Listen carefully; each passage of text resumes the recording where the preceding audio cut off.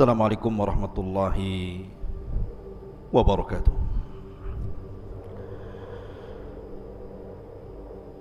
Alhamdulillah wassalatu wassalamu ala rasulillah wa ala alihi wa sahbihi wa mawalah wa la hawla wa la quwata illa billahi wa ba'du. Di malam ini kita akan khususkan membahas tentang beberapa peristiwa besar yang terjadi di bulan Ramadan dan beberapa nikmat yang Allah anugerahkan kepada kita di bulan Ramadan ini. Ma'asyiral muslimin yang dimuliakan Allah Subhanahu wa taala. Allahu yakhluqu ma yasha wa yakhtar. Sesungguhnya Allah Subhanahu wa taala telah menciptakan makhluknya, dan dari sekian banyak makhluknya ada makhluk yang Allah pilih. Ketika Allah Subhanahu wa taala menciptakan langit dengan 7 lapisnya, tentu langit yang paling mulia adalah langit yang ke-7 karena dekat dengan arsy. Juga ketika Allah Subhanahu wa taala menciptakan sorga, maka dari sekian tingkatan sorga adalah sorga Aden yang paling mulia karena atapnya langsung arsy Allah Subhanahu wa taala. Para malaikat, maka sayyid malaikah, pemimpinnya para malaikat Jibril alaihi salam adalah seutama-utama malaikat. Ketika Allah Subhanahu wa taala menciptakan manusia, maka Allah Subhanahu wa taala pilih para nabi adalah manusia-manusia termulia di hadapan Allah. Dan dari sekian para nabi tentu Sayyidul awwalin wal akhirin, Nabi kita Muhammad sallallahu alaihi wasallam adalah seafdal-afdalnya para nabi. Nah, ketika Allah Subhanahu wa taala menciptakan bulan-bulan, maka yang paling mulia dari sekian bulan adalah Ramadan. Karena Ramadan adalah sayyidus syuhur, pemimpinnya bulan-bulan. Dan di dalam bulan Ramadan ada satu malam yang merajai seluruh malam dalam setahun, yang disebut dengan Lailatul Qadar. Artinya bahwa bulan Ramadan secara bulan dia adalah pemimpin bulan-bulan. Kemudian ditinjau daripada malamnya ada satu malam yang memimpin dan merajai seluruh malam dalam setahun. Lalu peristiwa apa saja yang menjadikan Ramadan ini bertambah kemuliaannya? Maka di sini kita akan jelaskan beberapa peristiwa besar di bulan Ramadan dari zaman ke zaman. Ma'asyiral muslimin yang dimuliakan Allah Subhanahu wa taala. Pertama, turunnya suhuf Ibrahim. Turunnya suhuf Ibrahim berdasarkan beberapa riwayat bahwa turun di bulan Ramadan. Kemudian juga diangkatnya Isa bin Maryam. Diangkatnya Isa bin Maryam itu juga terjadi di bulan Ramadan. Dan ini berdasarkan perkataan Hasan ibnu Ali, Hasan putra Ali bin Abi Thalib radhiyallahu an, saat terbunuhnya Ali bin Abi Thalib. Karena Ali bin Abi Thalib itu terbunuh pada tanggal 21 Ramadan. Jadi terjadinya pun pembunuhan Ali itu di bulan Ramadan saat hendak berangkat untuk melaksanakan subuh. Tiba-tiba ditikam oleh seorang Khawarij namanya Abdurrahman ibn Mulzam, seorang hafidul Quran, seorang penghafal Quran, Abdurrahman bin Mulzam itu. Tapi pemahamannya teroris, Khawarij. Dia membunuh Ali bin Abi Thalib atas nama Quran. Lah ketika Ali radhiyallahu an meninggal, dibunuh oleh Abdurrahman ibn Mulzam, maka Hasan ibn Ali radhiyallahu an mengatakan, qutila lailata unzilal Quran, di mana ayahku Ali bin Abi Thalib radhiyallahu an dibunuh saat Al-Quran diturunkan, karena turunnya Al-Quran bulan Ramadan. Kemudian beliau mengatakan walailata usriya bi Isa bin Maryam, dan di malam ketika Isa diangkat ke langit.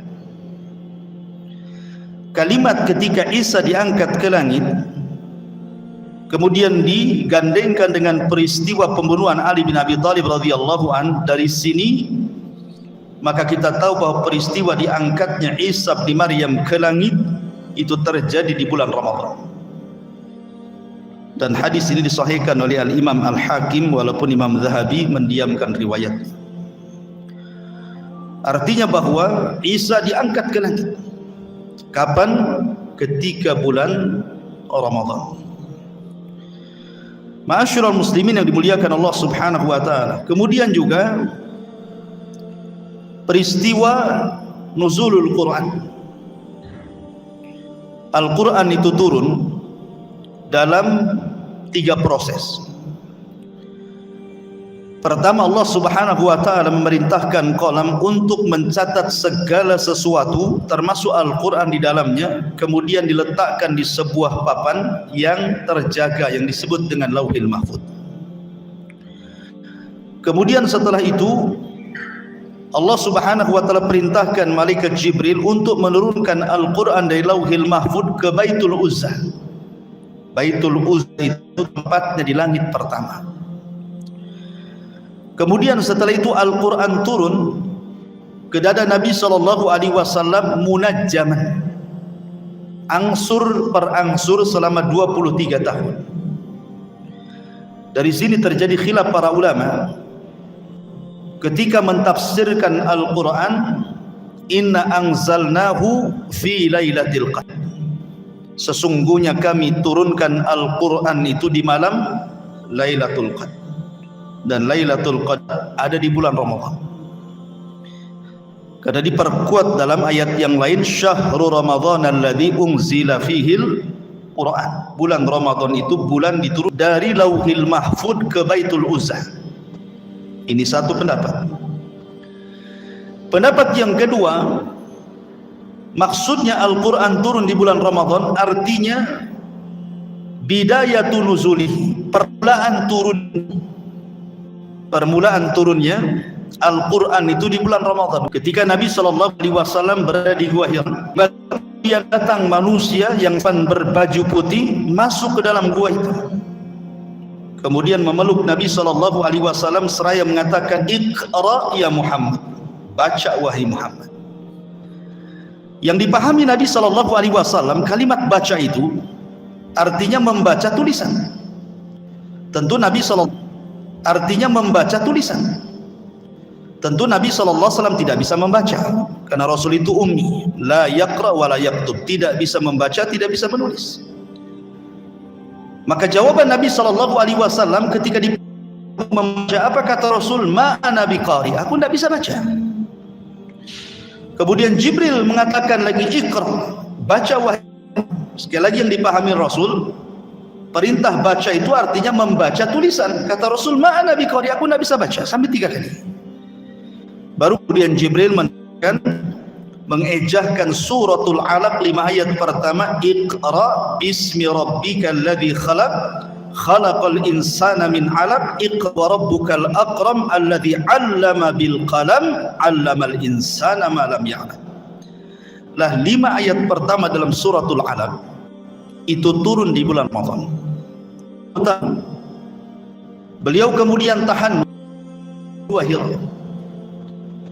Maka di akhir Ramadan, mengatakan pada tanggal 27 Ramadan, ada yang mengatakan di tanggal-tanggal ganjil 21, 23, 25, 27, 29, Jibril turun.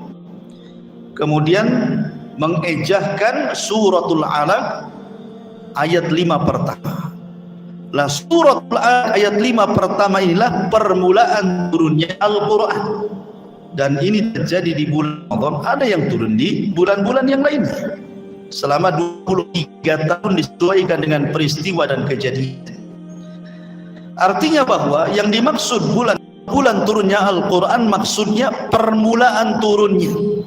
Suratul Alaq ayat 1-5 itulah permulaan turunnya di bulan Ramadan. Ini penafsiran yang kedua. Intinya bahwa baik penafsiran yang pertama ataupun penafsiran yang kedua sama-sama turun di bulan Ramadan. Dari sini menunjukkan bahwa Ramadan adalah nikmat besar bagi kaum muslimin dengan diturunkannya hidayah dari Allah Subhanahu wa taala berupa Al-Qur'anul Karim. Ini peristiwa ini terjadi di bulan Ramadan. Ma'asyiral muslimin yang dimuliakan Allah Subhanahu wa taala. Kemudian juga di bulan Ramadan terjadi peristiwa Amul Hazmi, tahun kesedihan. Meninggalnya istri beliau Khadijah bintu Khuwailid terjadi di bulan Ramadan.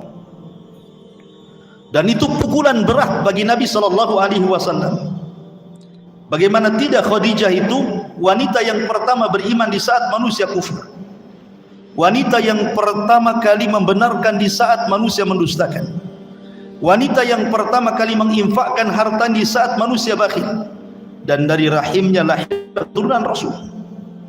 Sehingga wafatnya Khadijah pukulan berat bagi Nabi SAW. Maka tahun itu disebut Amul Hazni, tahun kesedihan. Dan wafatnya terjadi di bulan Ramadan. Ma'asyiral muslimin yang dimuliakan Allah Subhanahu wa taala, termasuk juga peristiwa besar di bulan Ramadan adalah terjadi perang Badar. Perang yang menentukan disahidahnya Allah Subhanahu wa taala. Karena perang Badar ini perang yang tanpa ada persiapan kaum muslimin. Jadi perang dadakan bahasa kitanya.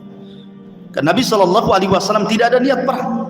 Rasul itu hanya ingin menyergap pasukan Abi Sufyan yang membawa harta. Tiba-tiba Abi Sufyan mengutus Damdam untuk memberi bahwa dia dikepung pasukan Rasul. Nabi SAW di kemenangan datang kepada Rasul dengan bantuan 5.000 malaikat langsung dipimpin Jibril, dan Allah menangkan dalam perang Badar ini. Bahkan di bulan Ramadan disinilah kemudian terbunuh para pembesar-pembesar kafir Quraisy. Abu Jahal terbunuh di sini. Juga di bulan Ramadan karena perangnya terjadi di bulan Ramadan. Dan pembesar-pembesar Quraisy yang lainnya juga meninggal di bulan Ramadan. Dan kemenangan kepada kaum muslimin karena Allah Subhanahu wa taala memberikan pertolongan di perang Badar ini. Kemudian juga tak kalah hebatnya Fathu Mekah, pembebasan kota Mekah yang kemudian menjadikan Islam semakin jaya dan menguasai Mekah dan Madinah. Sampai-sampai Allah Subhanahu wa taala turunkan satu surat khusus tentang kemenangan dalam Fathu Mekah ini. Allah mengatakan idza jaa nasrullahi wal fath. Apabila datang kemenangan Allah di Badar dan juga pembebasan kota Mekah, dua-duanya terjadi di bulan Ramadan. Dampaknya luar biasa. Karena Allah mengatakan wa ra'aitan nas yadkhuluna fi dinillahi afwaja. Setelah terjadi Fathu Mekah ini, banyak manusia dari berbagai macam kabilah datang kepada Rasul mengislamkan mereka. Artinya bahwa Fathu Mekah ini membuka dada-dada orang-orang kafir Quraisy dari kabilah-kabilah sehingga datang menyongsong hidayah Allah Subhanahu wa taala. Ma'asyiral muslimin yang dimuliakan Allah Subhanahu wa taala, termasuk juga Fathul Andalus, pembebasan negeri Andalus. Itu pun terjadi di bulan Ramadan tahun 92 dari hijrah Nabi sallallahu alaihi wasallam. Termasuk juga Ma'arakatul Hittin, pembebasan Baitul Maqdis di tangan Abi Ayyub Al-Ansari, di tangan Salahuddin Al-Ayyubi, Salahuddin Al-Ayyubi, dan ini kedua kalinya setelah di zaman Umar bin Khattab radhiyallahu an Baitul Maqdis jatuh ke tangan kaum muslimin. Kemudian kedua kalinya juga jatuh di tangan Salahuddin Al-Ayyubi. Itu terjadi di bulan Ramadan tahun 583 Hijriah.